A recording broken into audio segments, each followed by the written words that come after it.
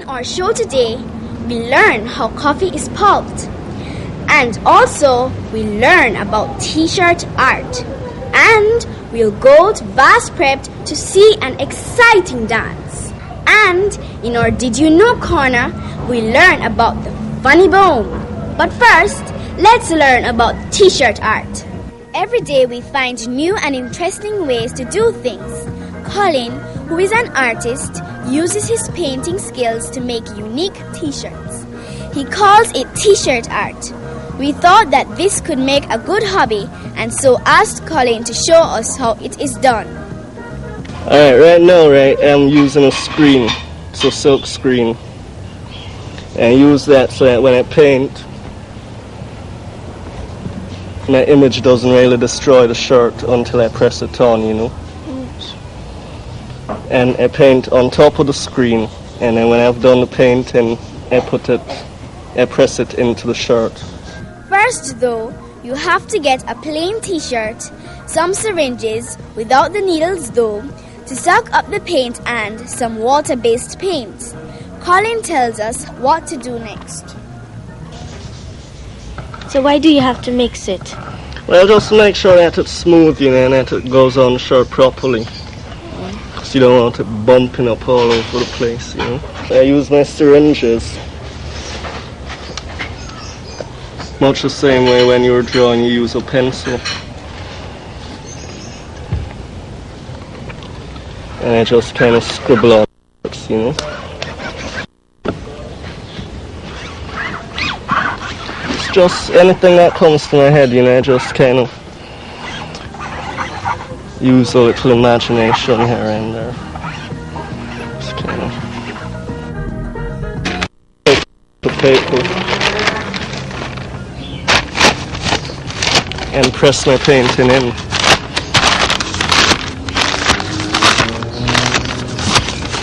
So why do you have to do this? Well, I use a screen so that I don't really spoil the shirt, you know, and then when I press it in, it goes in smoothly, and so the paint won't be too thick on the shirt and feel stiff when it's dried. What is the name of this special paint? It's a water-based textile ink, you know. There you are. There's your shirt. Pretty. See? Now, just hang it up on the line to dry.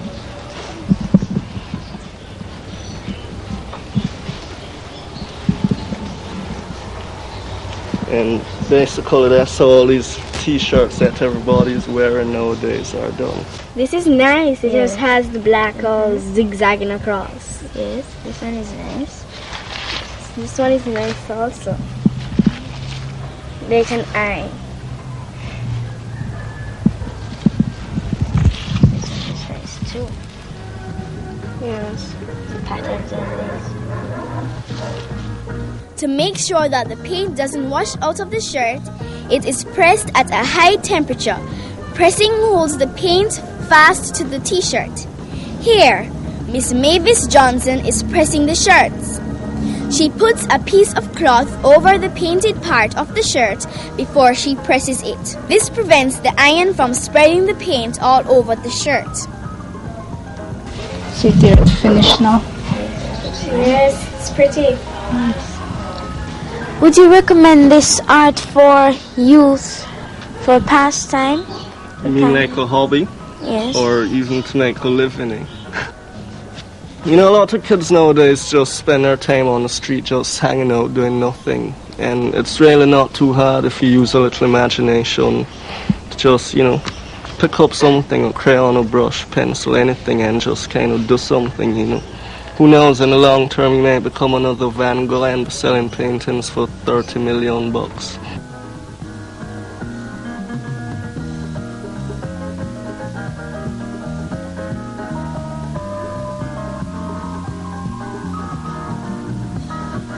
I could certainly make t-shirt art my hobby, and I hope you're planning to do so, if you haven't got one already.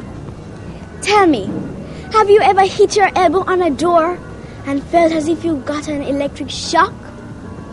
When this happens, people say they hit their funny bone. Oh, I hit my funny bone.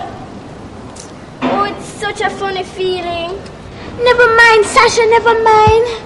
You can say that, Donna G, but it's my funny bone that is hurting me. Did you know that it's not actually a bone? No, I didn't know that. It feels like a bone to me. Well, it's rather a bundle of nerves that passes through the elbow. Really? Yes, let me tell you about it. Okay. We call the whole bundle the ulnar nerve.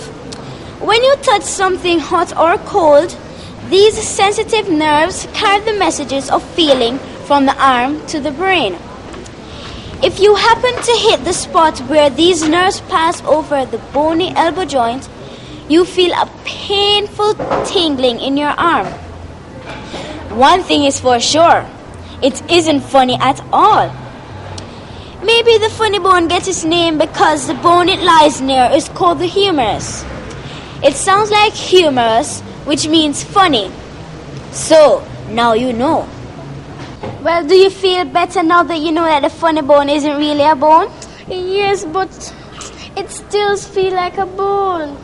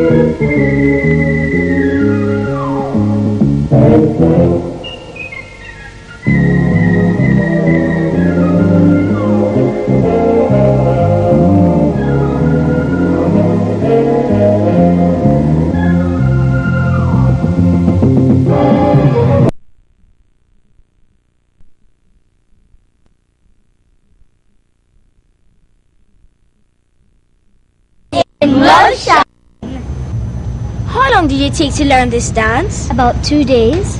2 days? Well, we have a very good dance teacher. Yes, we do! And she worked very hard with us during that period. Oh, so Is dancing a part of your school curriculum? Yes, we do dancing once per week. And how is this group chosen? Well, Mrs. Gordon, our dance teacher, tried to pick the children that she thought would handle this type of dance. Well, she made a very excellent choice. And do you all like dancing? Yes, we do. Well, I hope you continue to dance well, all of you. Thank you. And that was the Vaz dance with Pink Panther. Dorsan, I find school very exciting, do you? Yes, Tiki, I do find school very exciting, especially the curriculum activities we take part in. Yes, we have to work very hard. We only have 3 weeks to prepare for the common entrance. Sometimes I find it very hard to wake up in the mornings, do you? Yes, Tiki, it's very hard. You know, sometimes you just feel like going back to bed. Tell me something. What do you drink in the mornings before you go to school? A hot beverage like tea.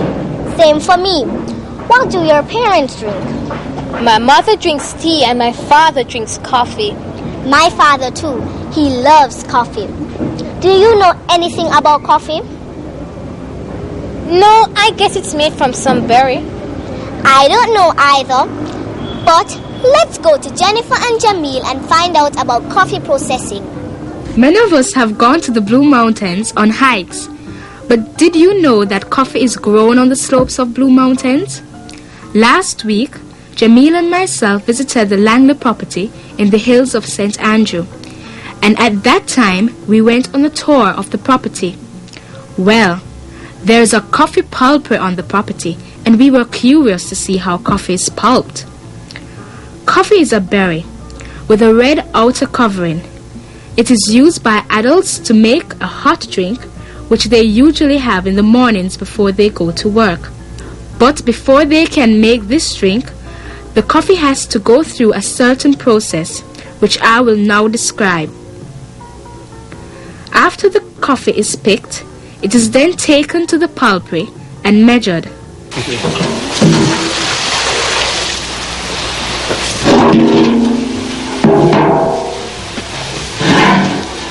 I need to, but you know, never show them everything. Yes, no problem. Excuse me, sir. What's your name? My name is Glass Allen. What exactly are you doing here? We are trying to measure some coffee now. Could you show me the process? Yeah, this is the process of it. The first process is this. Swimming up the coffee.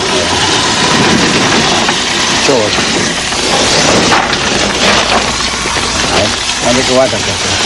What is the cause of throwing the water on it?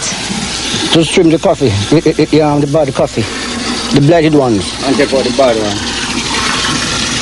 Anyone that just swim on top of the water, that's a blighted coffee. This is the bad coffee. Why is it bad? What is the cause? Worm. Worm? Insect, yeah. What type of insects? Coffee borer insect. What is coffee borer insects? It's an insect called like it resembles a weevil. Yeah. You know? But it affect the coffee. Whenever time buy the coffee, give it a black looking thing like this. It look black. Only. After this process is finished, what else do you do? You have to swim it off. Again. You swim it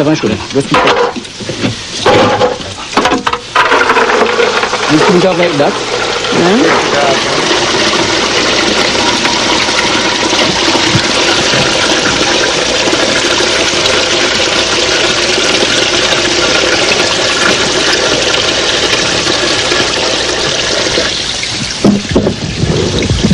Straight away. What are you going to do now? I'm going to measure now. Okay. And see how much it go. And see what? How much it go. All right. That's the owner can get him paid. Yeah.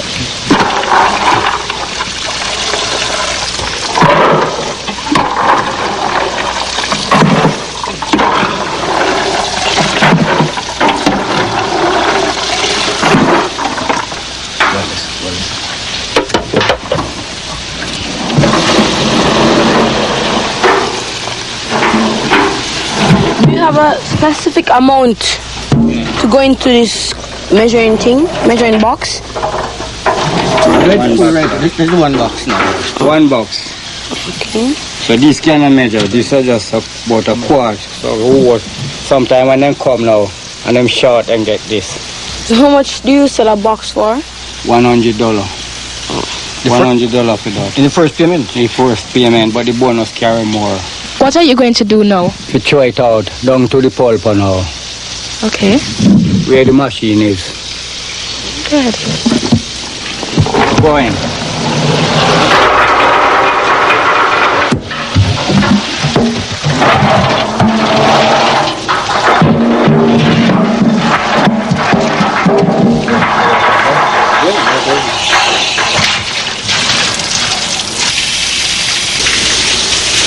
Now we are in the pulpery, and Mr. Pinnock is trying to start the pulper by cranking it up. It is just like trying to start a lawnmower.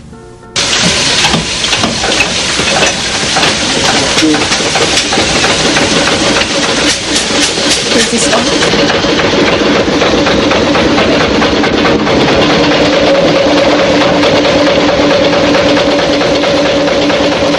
After the pulper has started, Mr. Pinnock uses water to wash the coffee down the chute and into the collecting funnel, where the outer red part of the coffee is separated from the seeds.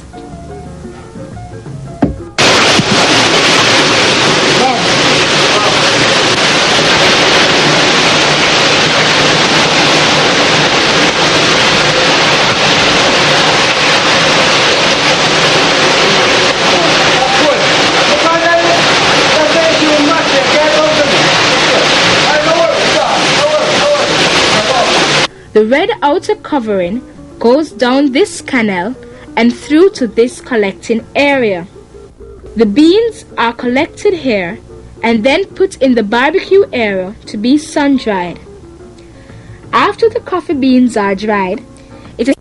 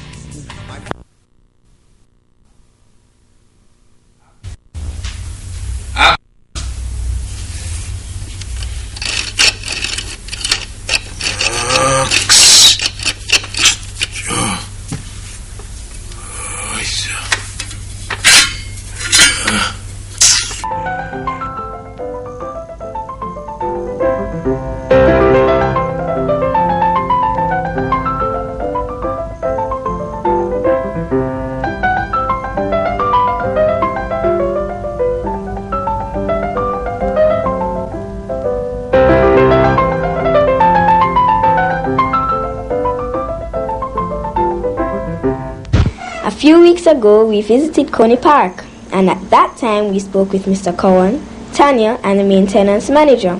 We also saw some of the exciting rides they have there. Well, we are back at Coney Park, and this time we'll see some more exciting rides. And we'll also interview some of the entertainers.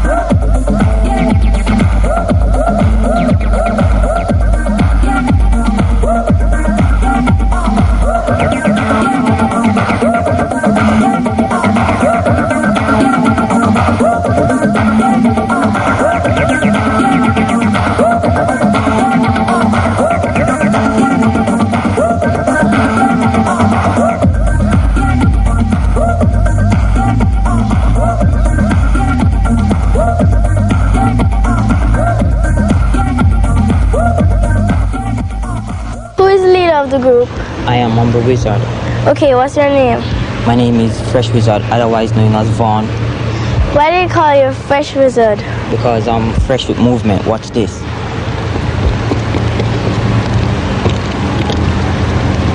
Just like that, you see what I mean? Yeah. What's your name? I call Everton. My name is Mixmaster. Why do I call you Mixmaster? Because I'm mixing my style. Watch this.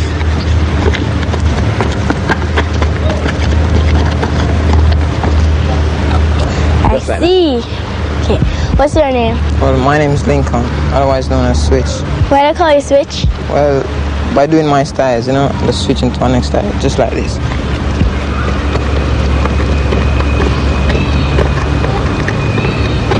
Just like that. Sick. Okay.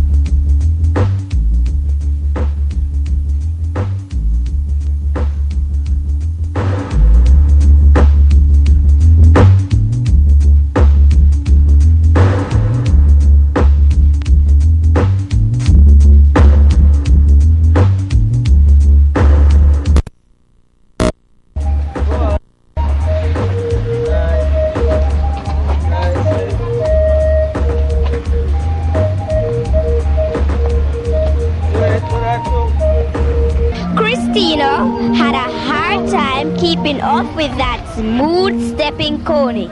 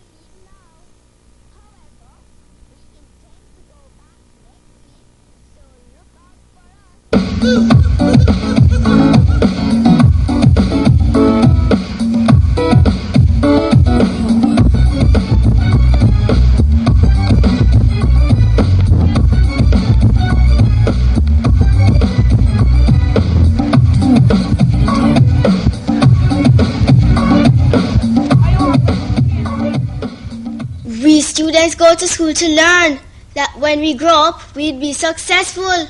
But many of us waste a lot of time in class just daydreaming, and we miss out on a lot of things.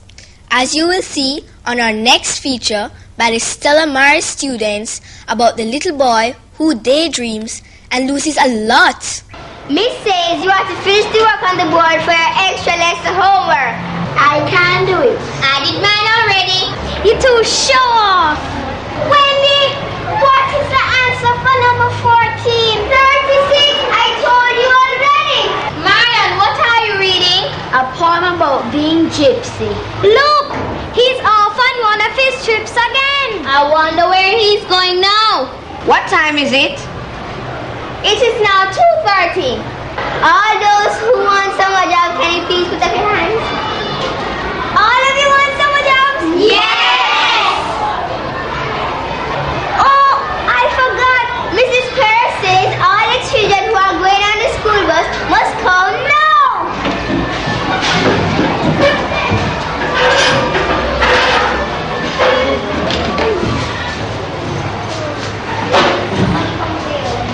Marlon, would you like to be a gypsy? A gypsy is what I would like to be.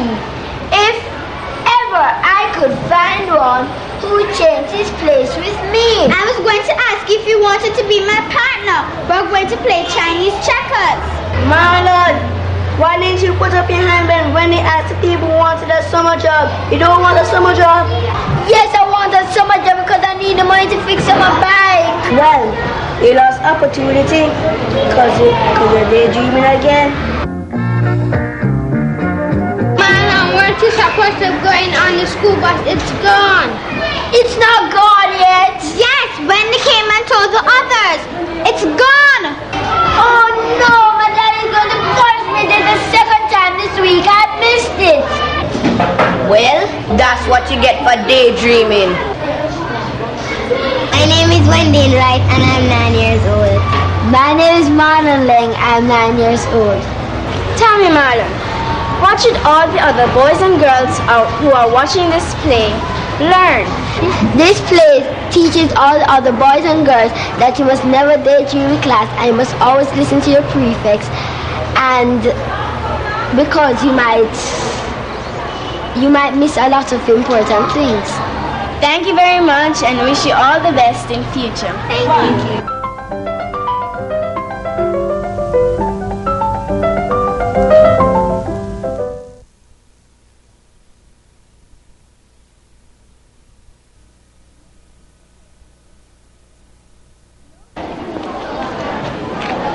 Nobody's supposed to be looking like that because the human body is supported by a firm framework of 206 bones. Did you know that? Without your bones keeping you in shape, you look like a floppy rag doll. But your bones have other jobs too. They protect organs inside you, like your heart and brain. Also, there are 3 tiny bones in your ear that help you hear. You can't feel all your bones. Some are too small or hidden under muscles, but some are easy to find. Can you find your ribs and count them? There are 24 of them.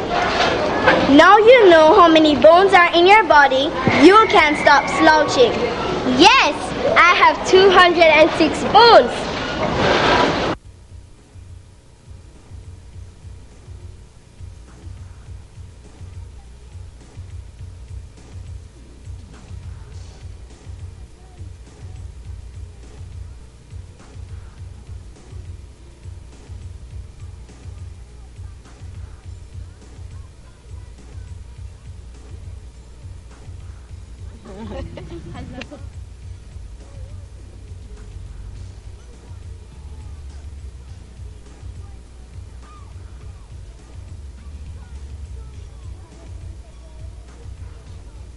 Have you ever seen such writing? Hi, I'm Zanely Frey. I'm sure you'd like to find out how David became such an expert. Well, let's have a chat with him. Hi, David. Hi. Do you have a name for those stunts?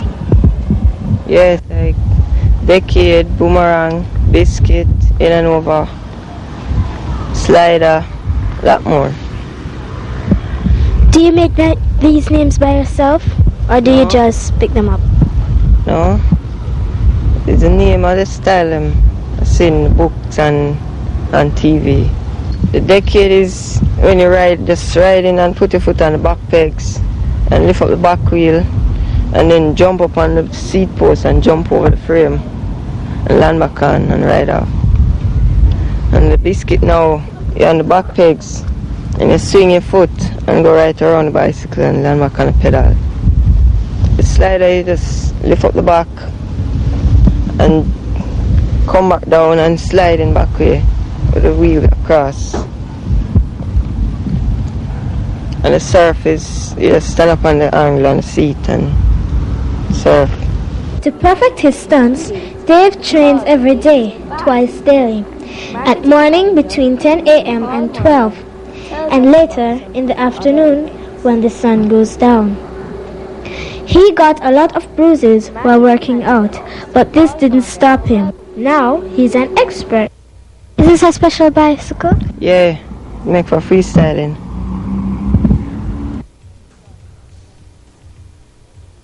This is called a rotor. The bicycle, the handle can spin around freely without getting tangled up with the cable. This is what they call the platform for extra tricks. Extending up on this is the pegs to do like bumming tricks and so. This is a lock lever, so you can lock your brakes and do what you want and just press and go on and going. Do you have to wear gloves like the ones you're wearing right now? Yeah. Like when you're riding, your hand can sweat and your hand gets slippery on the grips. So you just wear this, you don't feel any, you don't sweat or anything. You don't wet up, so your hand slide off or anything. Do you have to wear special sneakers? You have to wear like a rubber bottom shoes so that your shoes stick on the pedal, it don't slip off on the bicycle anywhere on the bicycle. Like you can't wear like a gentleman shoes. If you just slide off, make you fall. What advice would you give to beginners? Like to wear the safety guards and helmets, everything. So that when them drop it, don't feel anything hard. You get a hard lick on your knee, you don't feel it. Because they have these things here. Dave has earned the nickname Mars Man, and we can see why. Also, he hopes to be a certified auto mechanic one day, but for the time being, he concentrates on his stunt cycle workout.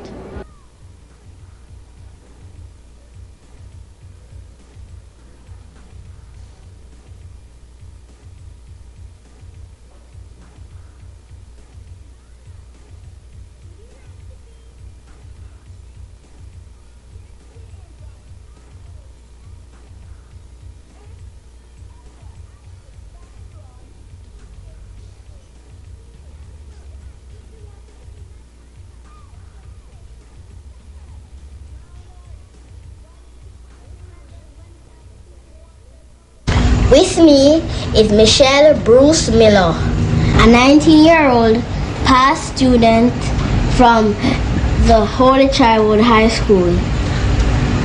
How did you start, Michelle? It was in December last. I was between jobs at home and I was just practicing my skills with designs on postcards. However, my aunt gave me an idea of transferring these skills, these designs on t-shirts. I did. I started. My mother gave me the start and here I am. What's the first step in making the design?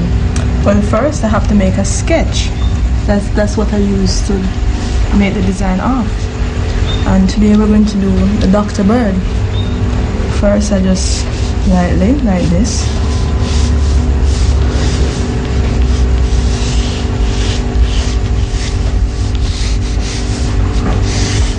Well, I remember this reminds me of when I was in high school and I used to do a lot of posters for my class room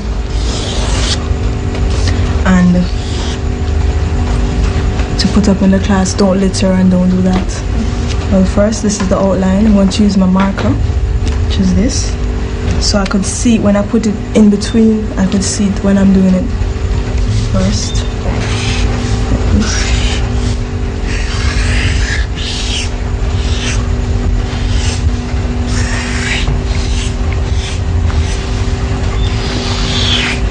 Well, have you ever seen the colors of a Dr. Bird? What colors do you see? Well, we see green. Right. You see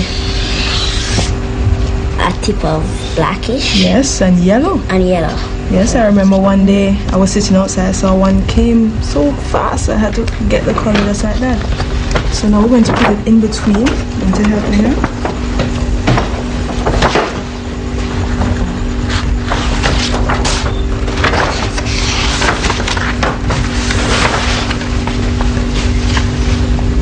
So you have to get it. And the reason why I put the thing in between the back and the front also is that the paint is glue, so we won't get the back messy. We only get the design on the front. Okay? See, we can see it through the fabric now. Now that you have put the sketch under the t-shirt, what's the next step? Well, the next step is I get my paint, which is this is glitter paint, and shake it down like that. I start by doing the sketch on the fabric with the paint. Oops. So you see, now sometimes this paint takes like 9 hours to dry, depending on how much you put on it. Oh, understand? Right. What happened? The paint itself is glue. So as I told you before, you have to put this on stick. Right. Now we get the outline. Remember you say you saw green? So we got green. What other color you say you saw? Black? Yeah, black. Okay, can you pass the black for me, please? No, this one right here. Oh, okay. Thank you.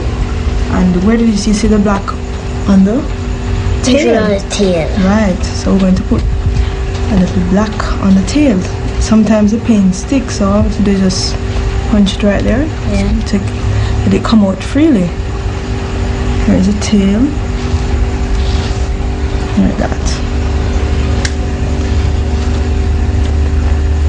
To make it look like it coming from the tail. Remember he has, what are these? Feet. Right. And what is this right here? Beak. Right. And he has a? Eye. Right. We're going to see one eye this time on the side. What other color you say you saw again? Yellow. Yellow. So we're going to, can you pass that yellow for me? Right. Shake it up. This paint is a fabric paint. This is not the, this one dries like plastic. This one is more liquidy. I'm going to take this to put a little yellow in there. Just paint it on. Sometimes I just spread the glitter so it blends. Yeah. Okay. So this one is feather.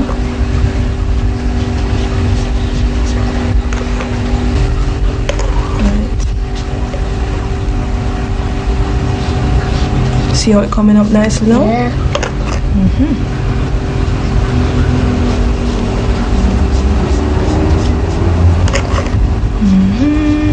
Okay, you want to form the flowers right here for me? Those three? Right. While I do this.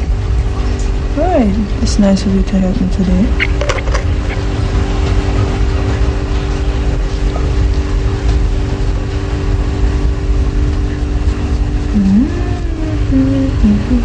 So now we're going to do the leaves. Look.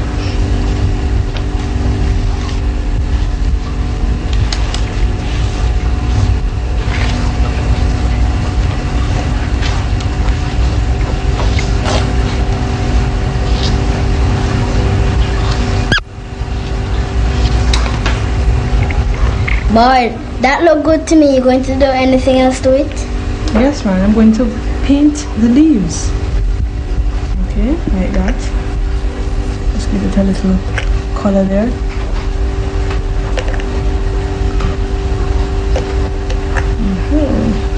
And then I'm going to sprinkle it with a toothbrush. See what happens when I spray it like this? Yeah. It spreads. To get some of the arms.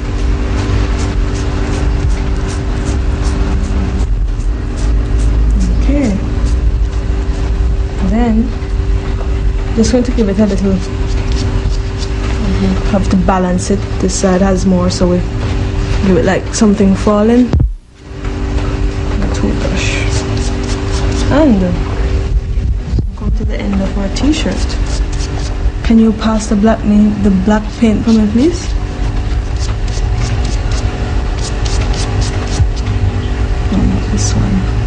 This one, and I'm going to this one.